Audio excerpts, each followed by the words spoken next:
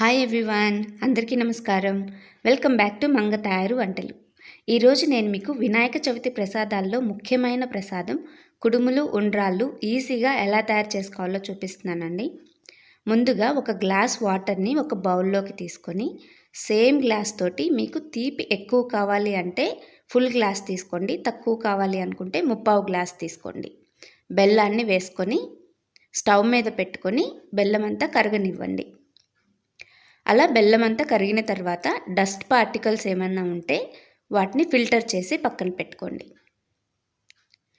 అలా ఫిల్టర్ చేసుకున్న తర్వాత స్టవ్ మీద సేమ్ కడాయి పెట్టుకొని ఫిల్టర్ చేసుకున్న బెల్లం సిరప్ని వేసుకొని బాయిలింగ్ స్టేజ్కి వచ్చిన తర్వాత చిటికెడు ఉప్పు, 1 స్పూన్ నెయ్యి వేసుకొని ఏ గ్లాస్తో అయితే వాటర్ తీసుకున్నామో అదే గ్లాస్ తోటి 2 గ్లాసుల బియ్యం పిండిని వేసుకోవాలి.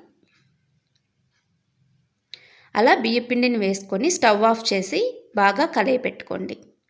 ఒకవేళ అనుకు అనిపిస్తే మీరు ఇంకొంచెం బియ్య పిండిని యాడ్ చేసి పిండిని అలా ముద్దలాగా రెడీ చేసుకోండి.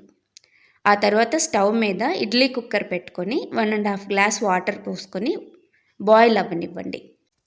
ఈలోగా మనం కుడుములు ఉండ్రాళ్ళు రెడీ చేసుకుందాం. అలా చేతికి కొంచెం నెయ్యి రాసుకొని మీకు ఏ సైజులో కావాలో ఆ సైజులో ఉండ్రాళ్ళను రెడీ చేసుకోవాలి. సో అలా అన్నిటినీ రెడీ చేసుకున్న తర్వాత కొంచెం పెద్ద పెద్ద బాల్స్ తీసుకొని రావి ఆకు మీద ఆ బాల్స్ని స్ప్రెడ్ చేసుకుంటూ కుడుములను కూడా రెడీ చేసుకోవాలి. అలా మీకు ఎన్ని కావాలో అన్నిటినీ రావి ఆకు మీద స్ప్రెడ్ చేసి పెట్టుకోండి. అలా అన్నిటినీ రెడీ చేసుకున్న తర్వాత ఇడ్లీ పాత్రలు తీసుకొని ఒక్కొక్క లేయర్లో ఒక్కొక్కటి స్ప్రెడ్ చేసుకోండి. కుడుములు ఒక దాంట్లో, ఉండ్రాళ్ళు ఒక దాంట్లో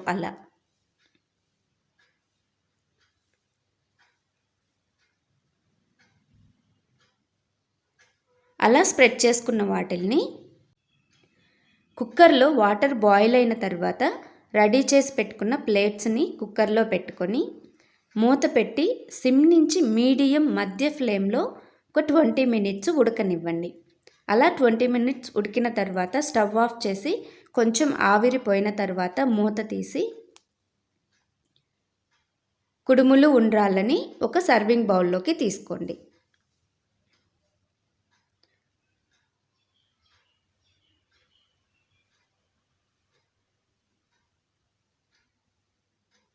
అంతే, ఇలా తీసుకున్న వాటిని స్వామికి నైవేద్యంగా పెట్టుకోవడమే.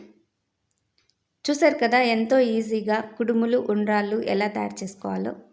ఈ రెసిపీ కనుక మీకు నచ్చినట్లయితే లైక్ చేయండి, షేర్ చేయండి. ఇలాంటి మరిన్ని రెసిపీస్ కోసం మా ఛానల్ను సబ్స్క్రైబ్ చేయండి. Thank you for watching.